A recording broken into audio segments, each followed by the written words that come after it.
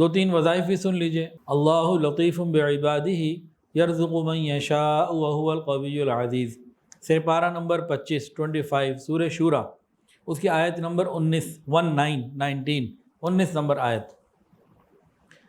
یہ فجر کی نماز کے بعد 70 مرتبہ روز پڑھیں، اللہ تعالیٰ رزق میں اضافہ عطا فرما دیں گے. کم سے کم اس کو 3 مہینے کر لیں، باقی تو زندگی بھر کا حصہ بن جائے، عمل بن جائے تو بہت اچھا. فجر کی نماز کے بعد، سلام پھیرنے کے بعد، وضو ہو نہ ہو، قرآن دیکھ کے پڑھے ویسے پڑھے تاکہ سارے سوالات جو آنے نا اس کو میں ابھی کلیئر کر دوں. فجر کی نماز پڑھنے ابھی بیٹھے بیٹھے پڑھنے نہیں، اٹھ کے بھی پڑھ سکتے ہیں. وضو ٹوٹ جائے پھر بھی پڑھ سکتے ہیں، منہ ادھر ہو جائے تب بھی پڑھ سکتے ہیں، کوئی ایسا مسئلہ نہیں. فجر کی نماز پڑھ لی، اب 70 دفعہ ہی پڑھنا ہے، آدھے گھنٹے بعد پڑھ سکتے ہیں، 20 منٹ بعد پڑھ سکتے ہیں. جب کوئی شرط نہیں بتائی جا رہی نا تو ہمیں شرطیں لگانی بھی نہیں چاہیے. ان ساری باتوں کا مقصد نعوذ باللہ کسی کی بے کرامی ہے وہ مقصد نہیں ہوتا، سمجھانا مقصود ہے. کہ ایک عمل بتایا سادہ اور بغیر شرائط کے، اس کو ہم شرائط لگوا کے اپنے لیے مشکل بنائیں. جیسے بنی اسرائیل نے کہ ان کو کہا بھائی گائے ذبح کر دو، کوئی گائے ذبح کر دیتے مسئلہ حل ہو جاتا. اب وہ ایسی ہو کیسی ہو فلاں ہو ڈھمکاں ہو، کرتے کرتے ایک مشکل کام میں پڑ گئے.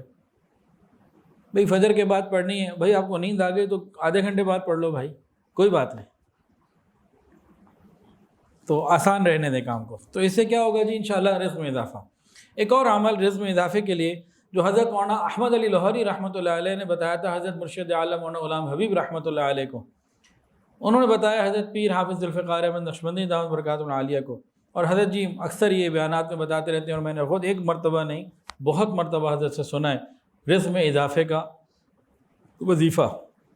وہ کیا ہے؟ سورہ قریش لإلاف قریش کی صورت 7 مرتبہ پڑھنی ہے فجر اور مغرب کے بعد. فجر کے بعد اور مغرب کے بعد 7 مرتبہ سورہ قریش کی تلاوت. ہر نماز کے بعد ہو جائے تو اور اچھا، ورنہ جو اکابرین نے بتایا ہے وہ فجر اور مغرب کی نماز کے بعد ہے. تو اس کو پابندی سے کر لیجئے. ایک اور عمل رزق کی برکت کے لیے وہ اللہ سے مانگنا، دعا. ہر کام کے لیے دعا بہترین عمل ہے. اللہ سے مانگنا، دن رات چلتے پھرتے ہر زبان میں جو دل کرے بس مانگتے رہنا، اللہ سے مانگتے رہنا. جو اللہ کا در کھٹکھٹاتا ہے اللہ کھول ہی دیتا ہے، بلکہ بند کب ہوتا ہے جی وہ. ویڈیو کے نیچے سبسکرائب کے بٹن پہ کلک کریں، بیل کے آئیکن پہ کلک کیجئے تاکہ ہر نئی ویڈیو کی نوٹیفیکیشن آپ کو مل جائے.